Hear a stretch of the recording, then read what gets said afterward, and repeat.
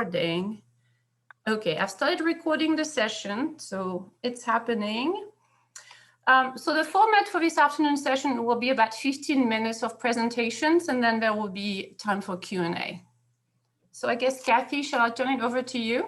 Yes, please. Thank you. Well, thank you, everyone. We're really thrilled to be able to doing this. I see some friendly faces from leadership, and I just want to reintroduce Pam Blackwell, who's the coordinator of all our educational programs, and Kira is a wonderful intern from Towson University who's still working with us on our internship. And Kira's role will be to move the PowerPoints forward for Pam and me. So I first want to just tell you a very brief history of the National Family Resiliency Center in case you don't know about us or don't know our history. We go back to 1983 when it was the Children of Separation and Divorce Project. And this was at a center called the Family Life Center, started by Jim Rouse. And it was the mental health center for Columbia when Columbia first started. And then there were lots of counselors doing all different kinds of work. So at that point, Risa Guerin was in graduate school, our executive director, and she started the program along with another therapist, Barbara Mandel.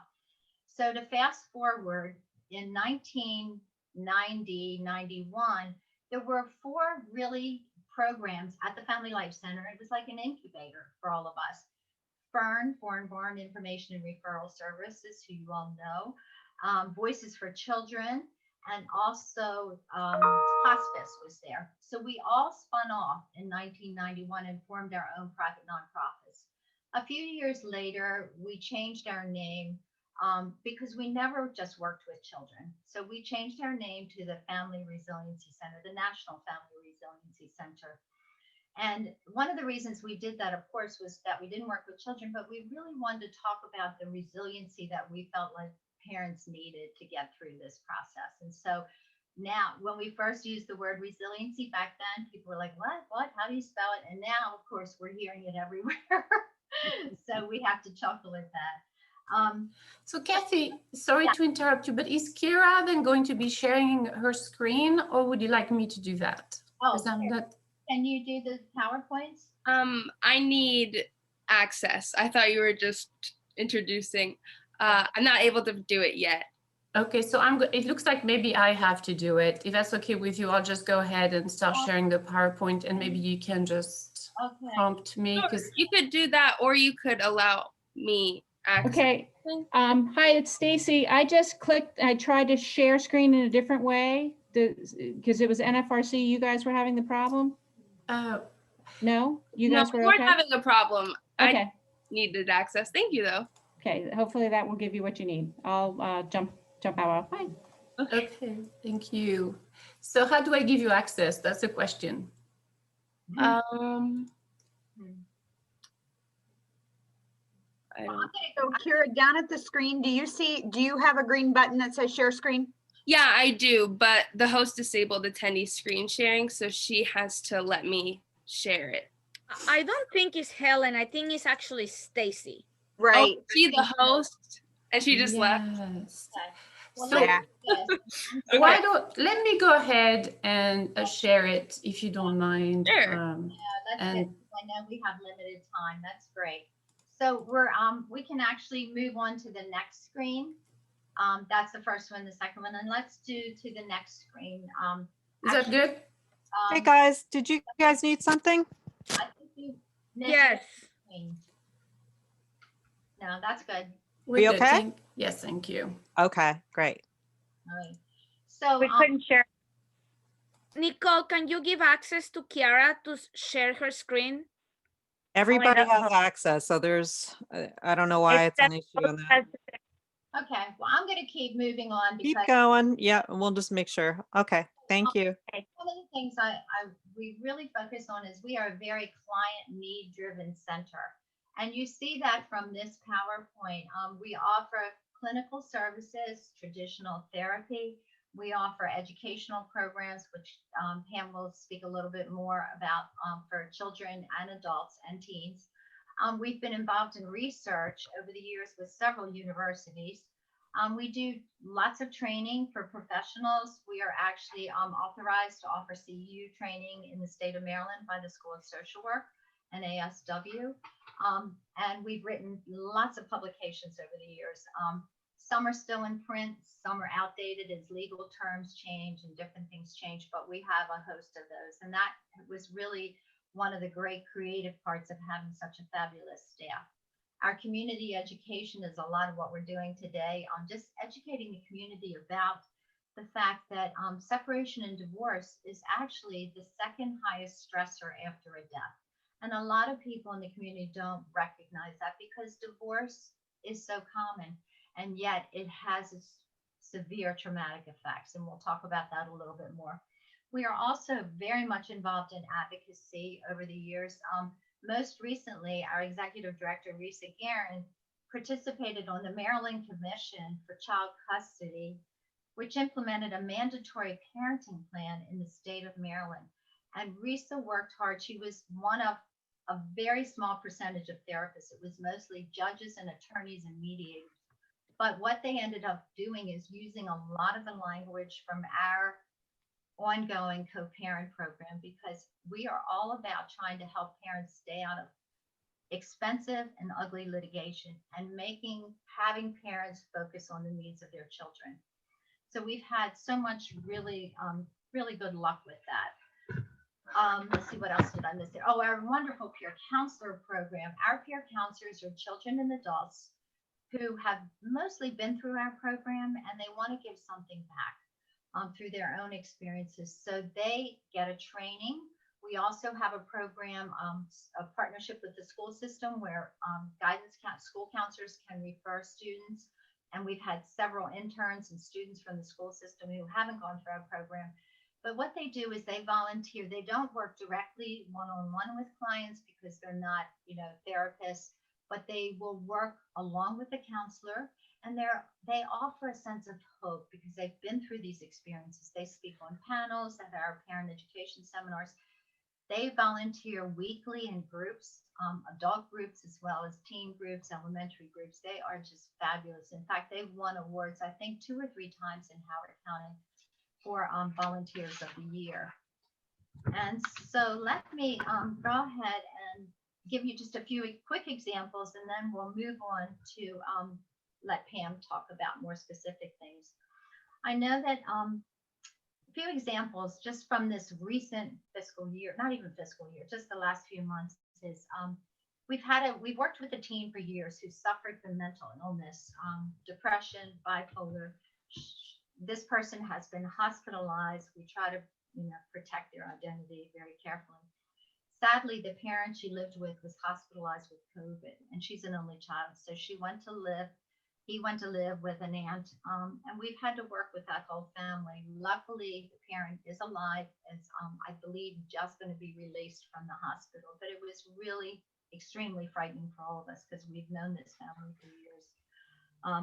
She really has suffers, and it will be ongoing. So she needs us as almost a life support. I know the counselor during this time talked to her at 2 o'clock in the morning if she was in a panic because she felt so scared and isolated. Another example is an 8-year-old child we've worked with who was really traumatized. The parent who was her custodial parent had substance abuse issues and left this child for a week in a drug house. And this child has severe issues with that. And so again, she's someone who we see a lot. She talks about how she has scary puppets in her head that say mean things to her. She's still young. She tries to articulate. And then among the teens and college students, as we all know, there's a tremendous amount of anxiety, dealing with isolation, loneliness, and peer interaction. So we have had an ongoing teen group. We've got Kids Connect groups, just finding ways, these are all virtual, to have the teens connect with each other. And it's so interesting in the groups because you can have teens really connect with each other who would never sit together in the school cafeteria, but they connect on the level that they need to. So I guess my message there is we don't just work with separation and divorce. We work with a gamut. We are a traditional mental health center working with premarital, marital, but we're most known with our work with families going through a family transition. So Pam, are you ready to talk about some other issues? Yeah, sure, Kathy. We'll go to the next slide. I just want to do a time check. Are we still having to stop at 4:15? I don't know where. I believe so. We started right on time, so we have some time. We're Okay, all right. 6 Well, minutes in the let me company. scoot through this then, because we want to. I think we're supposed to stop for questions in like 1 minute.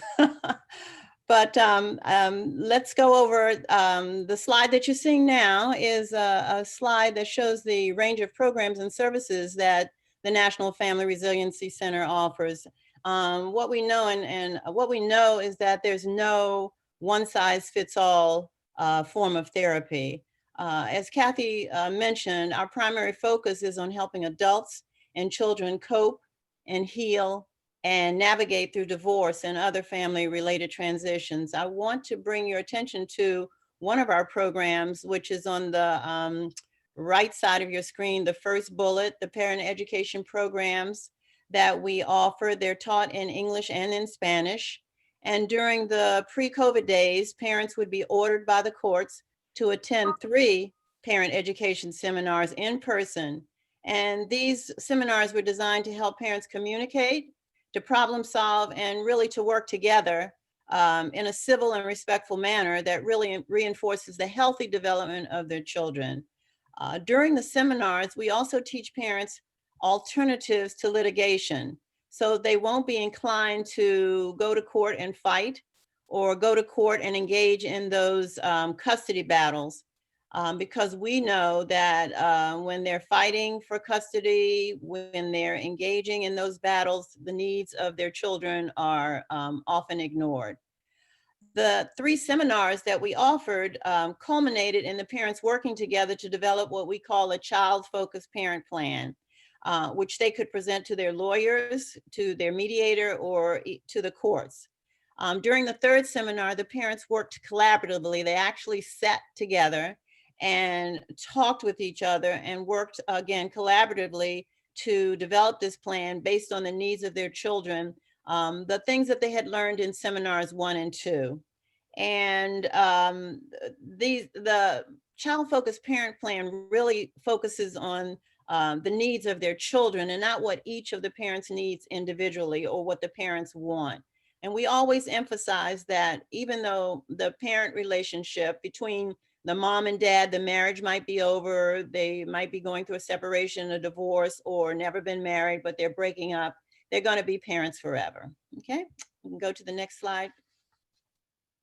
So we know that the emotional and mental well-being and safety of the children is of utmost importance when we as counselors are assisting our parents in developing their plans. So these special circumstances, you can read them on your own, can affect the children and the ability of parents to co-parent.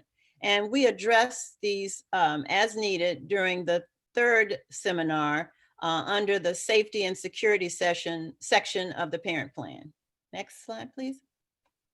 So there are many ways that the National Family Resiliency Center actually helps families. Those of us who teach the parents through the seminars teach them, some of the things we teach are, we help them to recognize and move through the grief and anger that may be related to their transition and is very likely interfering with the development of their ability to make child-focused decisions. We also teach them that how their behavior may be impacting their child's development, and we try to teach them how to communicate in a civil and respectful manner as co-parents. We know that the courts are very limited in working with parents, and while they do have Zoom hearings, we at NFRC continue to work with the co-parents to develop parent plans. There are lots of examples, one of which is a parent who was so engrossed in, the parents were so engrossed in the conflict that they were failing to see how their children were affected psychologically and emotionally until we helped them see that. So let's go to the next slide, please. So this slide shows you some of the professional trainings in the community that we have done. We have partnered with and provided training to schools, to the legal community, to the faith community, to the mental health agencies and providers, really to create a circle of support for children and their families. In September 2020, we did a parent plan training seminar online with the Family and Juvenile Law section of Maryland, which included judges, lawyers, mediators, alternative dispute resolution staff. And most recently in December, we did an online seminar entitled Family Resiliency, How to Cope During Stressful Times. And we're actually going to repeat that on January 27th. So if any of you are interested in participating, it's free. We can send you that information. NFRC is now offering free support groups with parents and our trained peer counselors. Okay, Kathy, you want to go from there? Sure. So this one, I also will probably just have you all read in the interest of time. I know we got started a little bit later with the snafu, but these are our sources of funding, which is important for the view in the business community to wonder. All the nonprofits are very different in how they're funded. So of course, for us, it's fees for service. We do offer sliding fees based on the income that we get from grants and donations. We have grants, fundraising events, corporate support, individual donors, and United Way employee designations. I'll go to the next slide, please. So with the fees for service, one of the things that I wanted to mention, which is probably a little different than other organizations, is that our fees for service really bring in 76% of our income this year. And that's because corporate and individual support, although we do get it, we have not been able to have a fundraiser because of COVID. We've had to cancel 2 planned in-person fundraisers. We will be having a fundraiser in May, we hope. There's a wonderful artist named Deanna Bogart. Maybe some of you know her. She is planning to headline a musical fundraiser for us. There'll be other professional musicians, and we're going to have some peer counselors tell their story. And what's really exciting to us is this all ties in with our 30th anniversary, which is this spring, summer, May and June.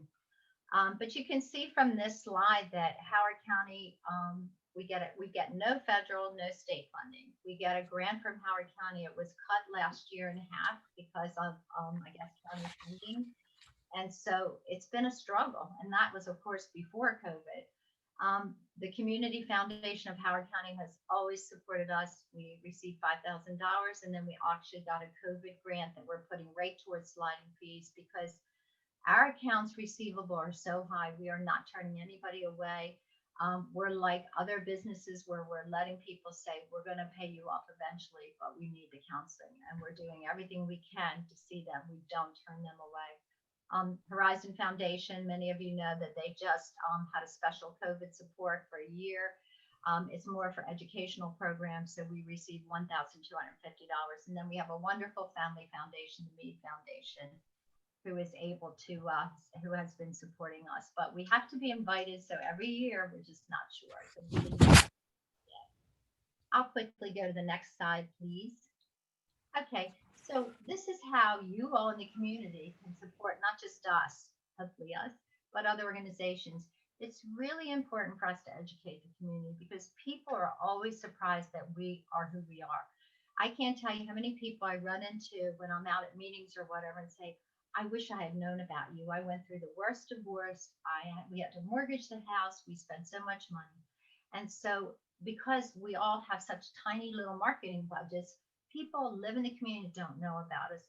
I think more are knowing about us now because of the court-ordered parent seminars.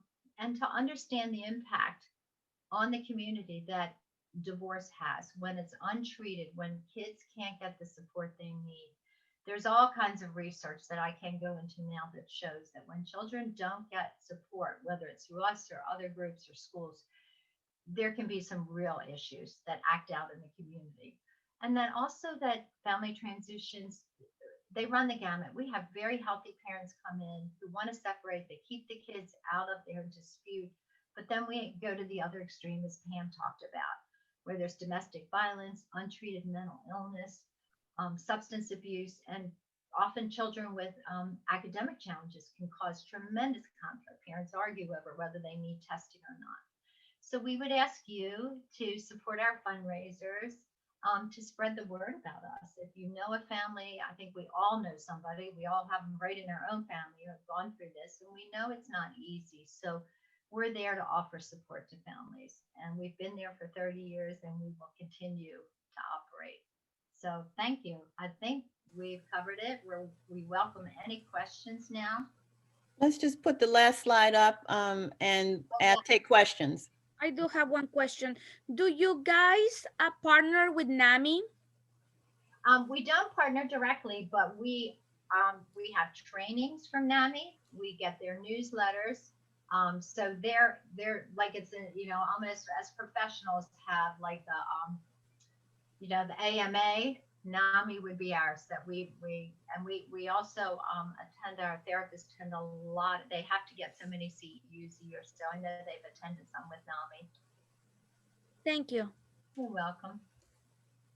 Thank you. And I think we have about a minute left. So I want to make sure that, you know, we get a chance to thank the three of you for your presentations today, but we might have a chance for one more question, although we might get disconnected. So I wanted to see if there's any more questions from anyone. I had a question. I know you said Sure. there's an event on January 27th. Yes. At what time is that event at? Okay, that the information we can send to you. We have the contact list. It's from 7 to 8 o'clock on January 27th, and it's free. It's called Okay. Family Resiliency: How to Cope During Stressful Times. So we can send that to you. It'll also be on our website. And for those of you who didn't get a chance to ask questions, please email us or let us know. We rushed through that because of the little snap in the beginning. But we'd love to answer your questions after you had a chance to process some of this information. Thanks, Kim. Yeah, on the last slide, my email is there, KHelp. So if you want to be on that list to send information to about those events, those free events and other events, we would love that. Okay, thank you. Thank you, Brandy. Thank you. Well, thank you, everyone. Sorry about the little technical difficulty. And Kira, I'm really sorry. You're walking from room to room. Oh, wait. Or they're driving from place to place. These are your visits. You think you're good to drive. So I'm going to put up the round 2 where